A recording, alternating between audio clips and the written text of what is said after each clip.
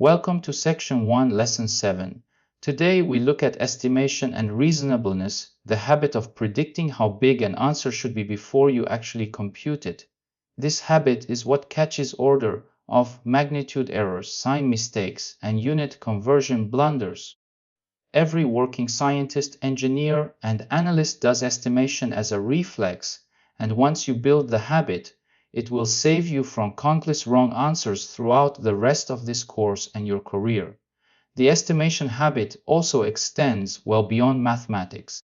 It is the same habit that lets a chef sense whether a recipe needs more salt before tasting, that lets a pilot sense whether a runway is long enough before consulting the manual, and that lets a software engineer sense whether a query is going to be slow before running it. The skill is universal across any quantitative discipline, and the foundation is the simple act of producing a quick, rounded estimate before reaching for precision. First idea on the board: always estimate the magnitude of an answer before you compute it precisely. The estimate does not have to be accurate, it only has to be in the right ballpark, within roughly a factor of 10 of the true answer. The point is to have a number in mind to compare against, so when the calculator returns a result you can immediately spot if it is wildly wrong. Second idea: the fastest way to estimate is to round each input number to a single significant figure in scientific notation, then use the product, quotient, and exponent rules from the previous lessons to combine those rounded numbers. The arithmetic is so simple that you can do it in your head, and the answer is accurate to within a small factor of the true result. Third idea: if the calculator's answer differs from your estimate by 10 times or more in either direction, stop and look for an error. The error is almost always a unit conversion, a missed decimal point, or a sign flip on an exponent. The estimate is your magnitude check, and it is the most reliable defense against silent calculator errors that you would never have spotted by staring at the digits. The core idea of estimation is simple. We replace each number in the expression by a rounded coefficient times a power of 10, then we use the exponent rules to combine them. The product of two rounded numbers is the product of their coefficients times the sum of their exponents on the powers of 10. The result is an estimate that is correct to within a factor of about 3 in either direction. Take a concrete example. Round 487 to 5 times 10 to the second by treating it as approximately 500. Round 213 to 2 times 10 to the second by treating it as approximately 200. Both rounded values are now in scientific notation with a single significant digit in the coefficient, ready for the exponent rule arithmetic. Multiply the rounded values by combining the coefficients and adding the exponents. 5 times 2 equals 10 in the coefficient.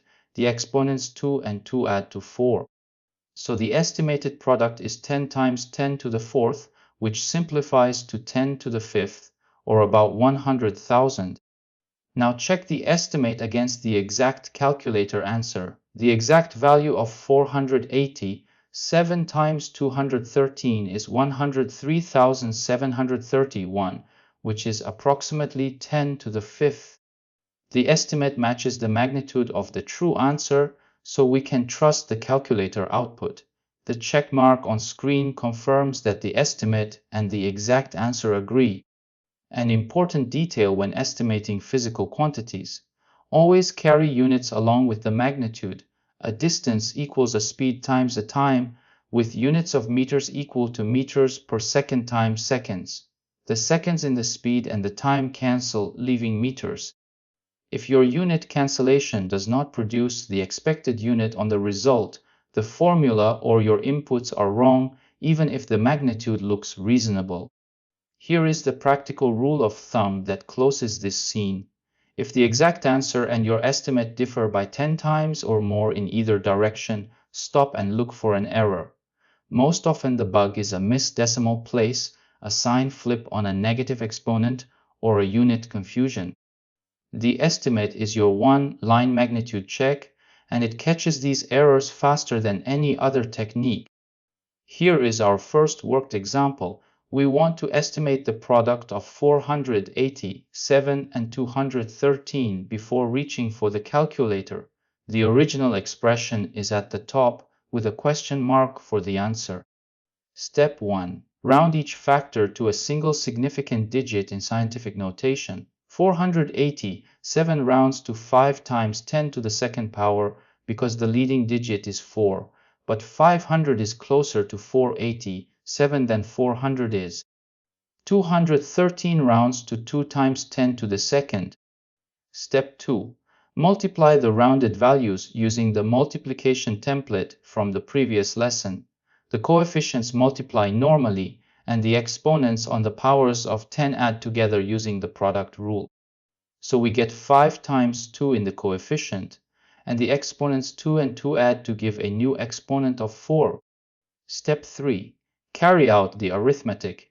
5 times 2 equals 10 in the coefficient. The exponent is 4, so the rounded product is 10 times 10 to the fourth, which simplifies to 10 to the fifth power, or about 100,000. The bump from coefficient 10 to the next power of 10 is automatic in scientific notation. Step 4. Verify against the exact calculator answer. The actual product of 487 and 213 is 103,731. That number is right around 100,000, which matches our estimate of 10 to the fifth.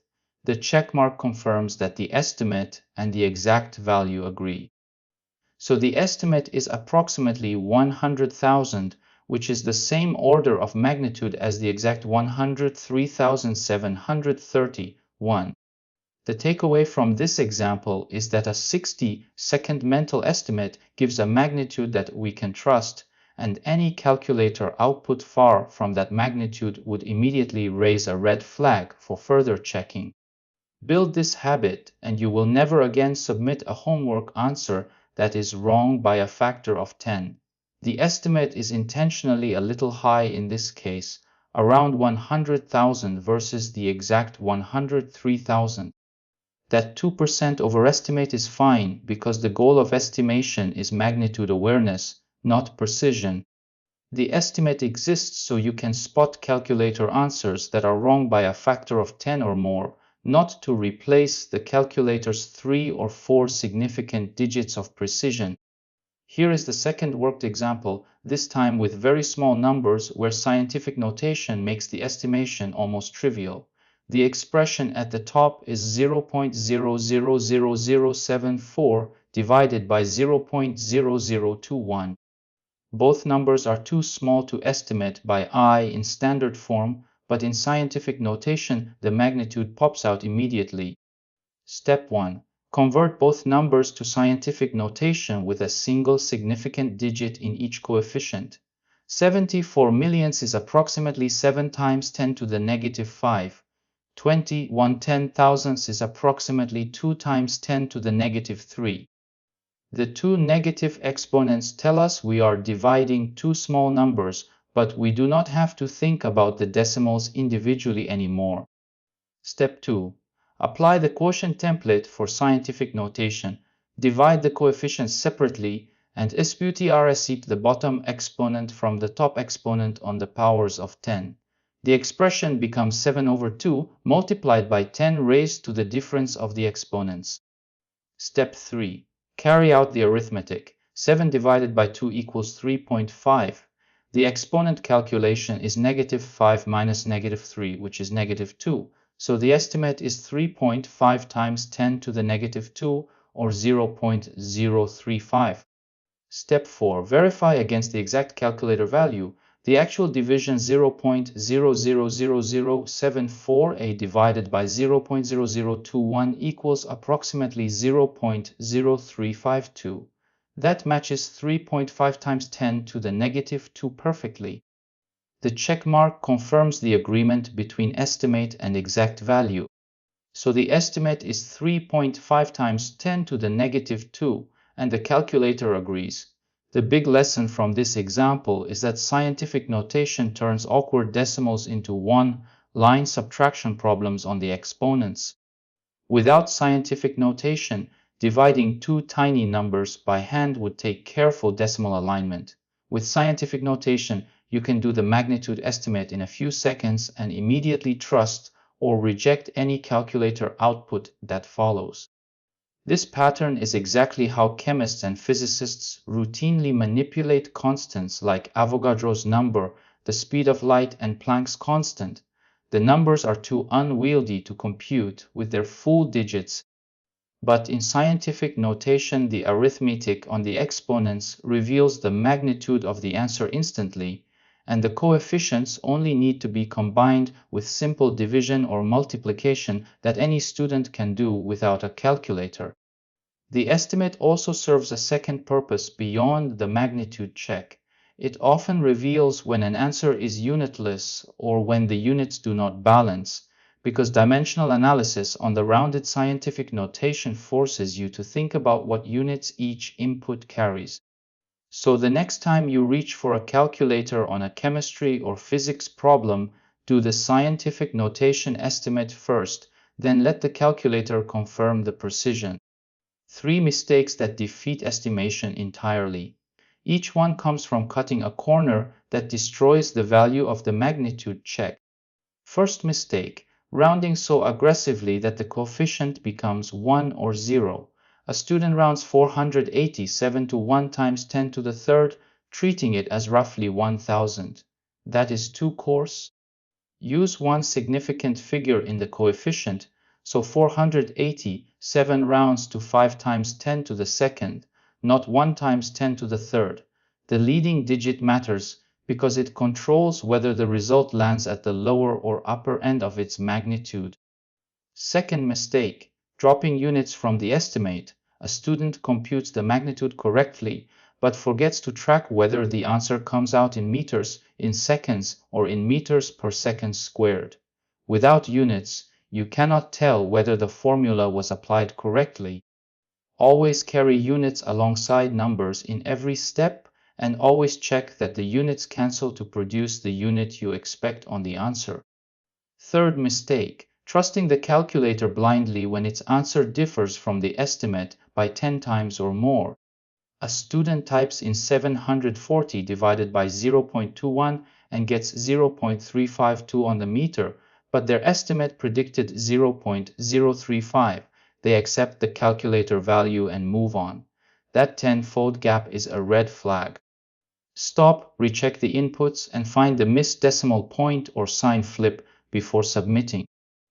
Estimation shows up everywhere. A quick sanity check is worth more than 3 significant digits of precision. 4 real-world examples below. Napkin math. Engineers and product managers routinely estimate cost per user, throughput per server, or revenue per customer by rounding all inputs to one significant digit and using the exponent rules. A quick napkin estimate often reveals whether a proposal is feasible long before a precise spreadsheet does, and the bad ideas die at the napkin stage instead of after weeks of calculation. Fermi problems. Physicist Enrico Fermi famously asked his students to estimate impossible-sounding numbers like how many piano tuners work in Chicago. The technique is to break the problem into a chain of rounded inputs, multiply them together using exponent rules, and arrive at an answer accurate to within a factor of 3 or 4. Fermi style estimation is a foundational interview question at most major tech companies. Lab sanity. Before reading a sensor, always estimate the expected value first. If the meter shows a reading 10 times your expected value, the meter is on the wrong scale, the probe is in the wrong location, or the sensor is broken.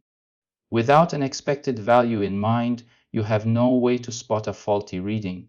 Every experimentalist in physics, chemistry, and biology builds this estimation habit.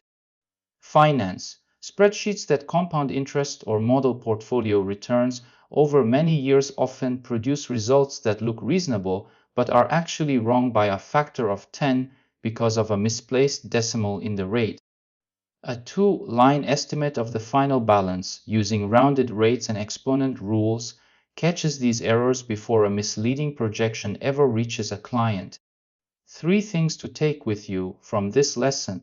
Estimation is one of those habits that transforms how you think about every quantitative problem you ever meet, because it forces you to commit to a magnitude before you let a calculator give you false precision. First, always estimate the magnitude of an answer before you compute the exact value. The estimate is your defense against arithmetic blunders that the calculator will happily display without complaint. Build the habit of asking before any calculation what order of magnitude the answer should be. Doing this on every problem, even the easy ones, builds the reflex. Second, the fastest estimation procedure is to round each input to one significant figure in scientific notation, then combine the rounded values using the product, quotient, and exponent rules from the previous 3 lessons. The arithmetic becomes simple enough to do in your head, and the result is accurate to within a factor of 3 of the truth, which is more than enough resolution to spot calculator errors and miscounted decimal places. After computing the exact answer, compare it against your estimate. If the two differ by 10 times or more, stop and look for the error. The bug is usually a unit conversion, a missed decimal point, or a sign flip on an exponent. The estimate, then compute habit is what separates careful problem solvers from people who simply trust whatever the calculator displays. Once you internalize the habit, you will start spotting wrong answers in spreadsheets, in physics homework, in lab data, and in news articles, all because the magnitudes simply do not match what a quick estimate predicts. The estimation skill is also the foundation of professional engineering judgment. Senior engineers can look at a quoted load, a quoted current, or a quoted volume and immediately tell whether it is plausible for the system because they have done the magnitude estimate thousands of times and have a strong intuition for what is reasonable in their domain. Building this intuition starts with doing the explicit 2-step estimate on every problem, even the easy ones, until the magnitude check becomes automatic. Coming up next, the lesson called Worked Examples Marathon, where we practice all 6 Section 1 skills together on a varied problem set, with estimation as the first sanity check applied to every problem and with all the rules from the prior 6 lessons in active use.